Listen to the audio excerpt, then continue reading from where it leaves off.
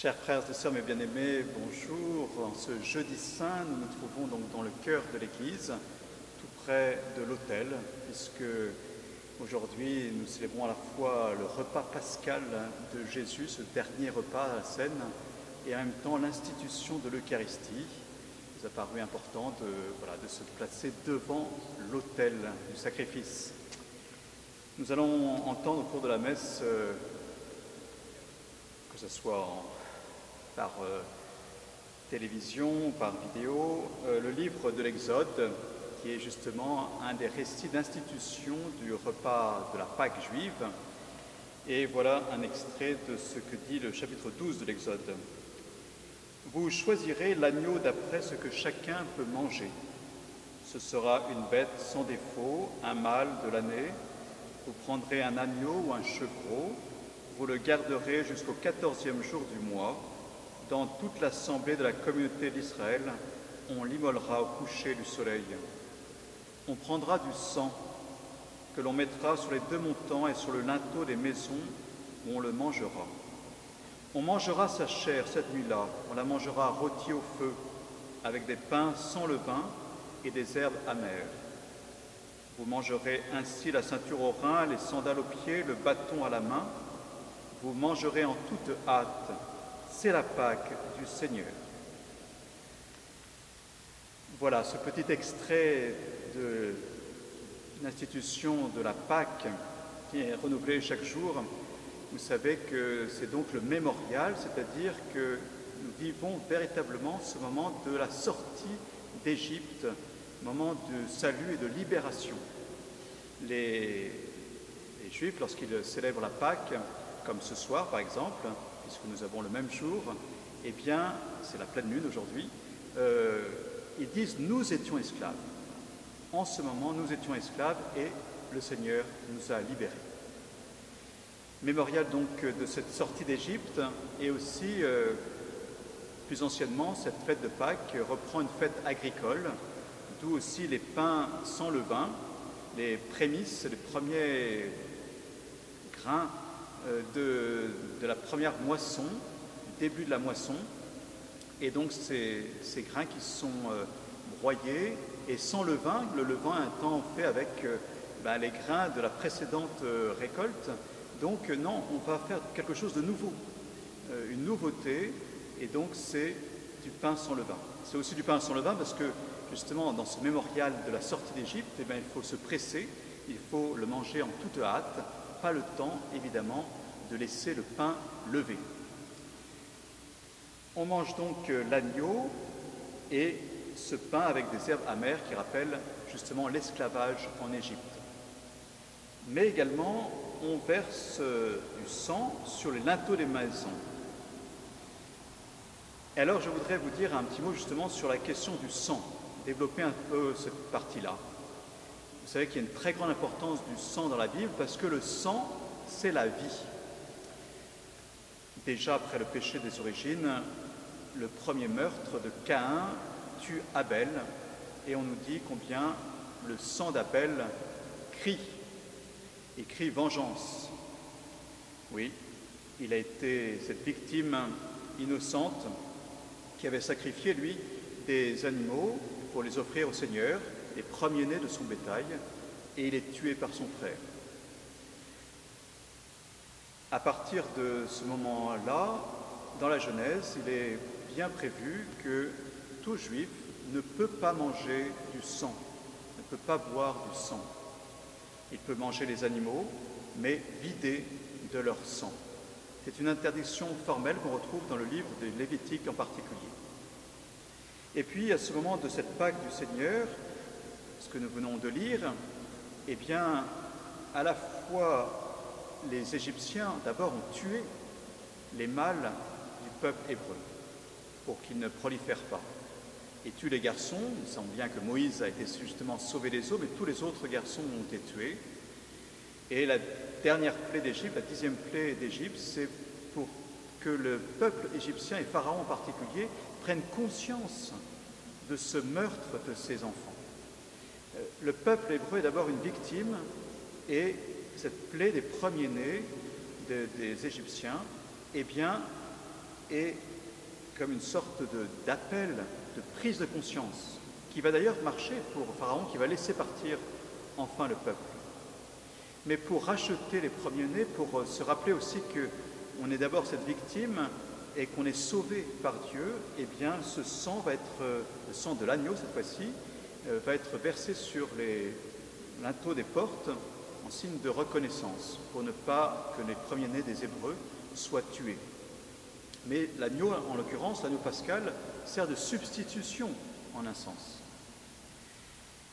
On va retrouver cela une fois dans le désert, lorsque Moïse va recevoir les tables de la loi, et à ce moment-là, il va tuer des animaux, la deuxième fois, et il va mettre du sang, asperger un autel qu'il a fabriqué du sang pour moitié de ces animaux, et l'autre moitié, il va l'asperger sur le peuple après lui avoir proclamé le décalogue.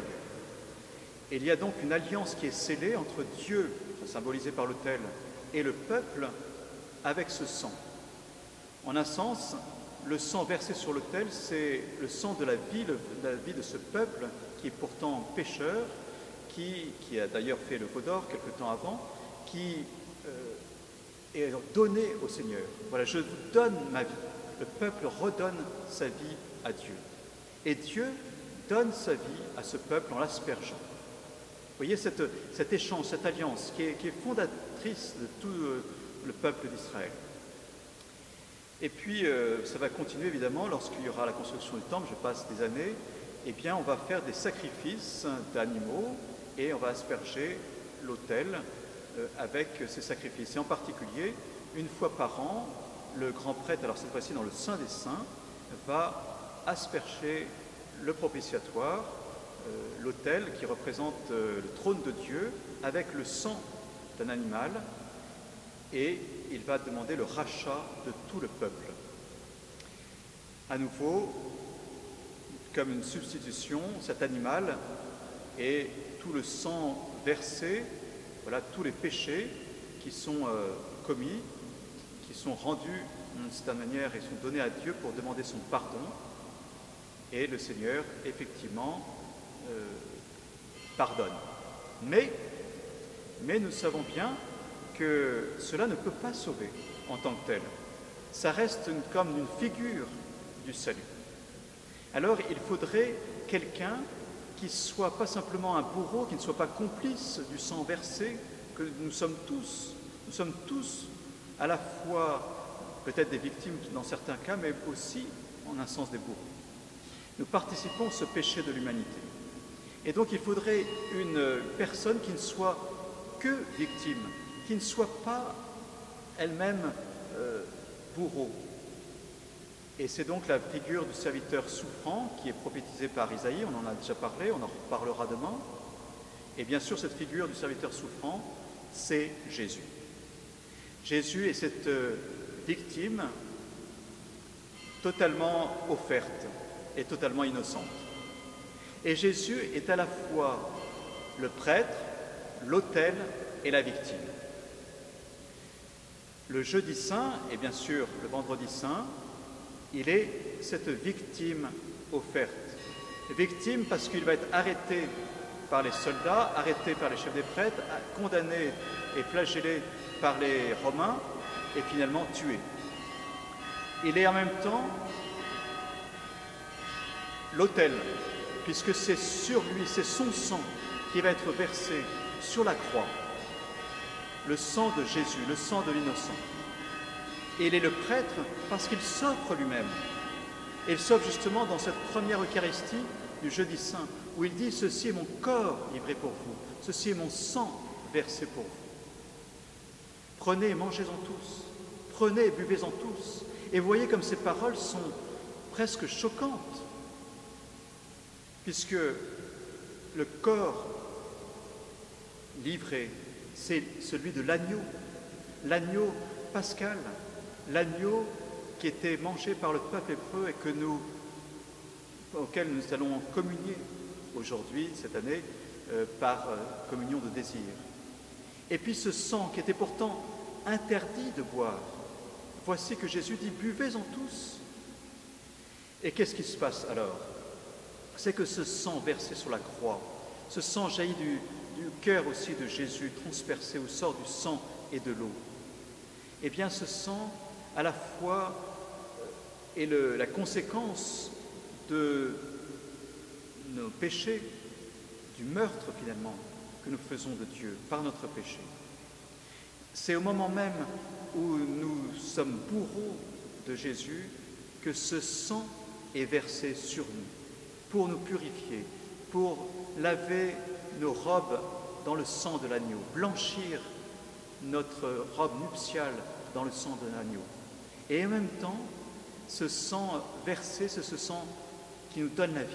Et Jésus qui nous dit, prenez, buvez-en tous. Voilà que le sang de Dieu, la vie de Dieu, nous est donné, versé, pour que nous retrouvions cette communion profonde avec Dieu, avec le Père, dans l'Esprit. Vous voyez cette force du sang et de sa communion et de l'institution de l'Eucharistie. L'agneau donné comme son corps livré, le sang de l'agneau justement donné à boire pour que nous puissions retrouver cette vie divine. Je termine donc ainsi cette méditation qui va bien sûr se poursuivre ces prochains jours.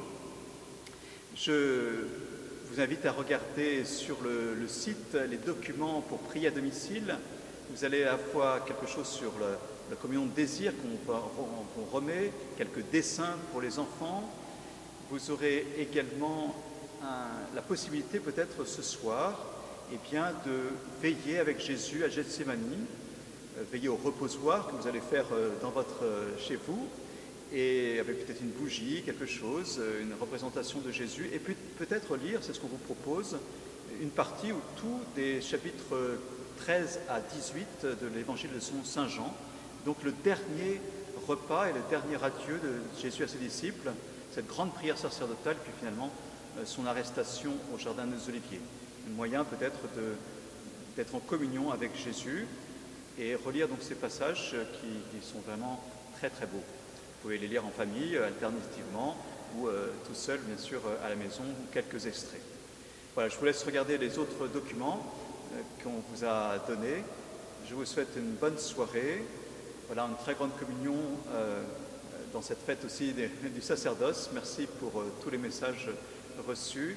En tout cas, voilà, nous allons célébrer ce soir en privé cette messe pour vous, et je salue particulièrement ceux qui se préparent à la première communion, les catéchumènes aussi qui se préparent à laver leur robe dans le sang de l'agneau et à être lavés aussi par cette eau jaillie du cœur de Jésus et par ce sang versé pour chacun d'entre nous.